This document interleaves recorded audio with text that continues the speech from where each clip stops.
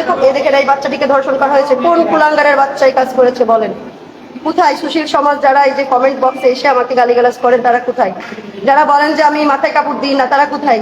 এই বাচ্চার মাথায় কাপড় দেওয়া দরকার আছে? এই বাচ্চার মাথায় কাপড় দেওয়ার কোনো দরকার আছে?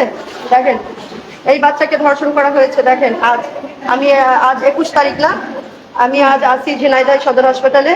আমি ক্ষুদ্র একজন গণমাধ্যম কর্মী ঝিনাইদহের। এই রুমায় শিশু বাচ্চাটিকে কালীগঞ্জ বাড়ি ধর্ষণ করা হয়েছে। এর বিচার আমি দাবি করছি, এই ধর্ষকের ফাঁসি দাবি করছি আমি শারমিনারা ঝিনাইদহ থেকে।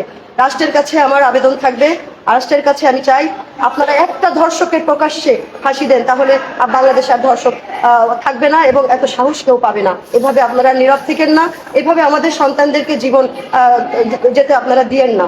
আপনাদের বাচ্চার যখন হবে তখন বুঝবেন আপনারা, তার আগে বুঝবেন না। লাইভ করে কোনো লাভ নেই, নিউজ করেও কোনো লাভ নেই।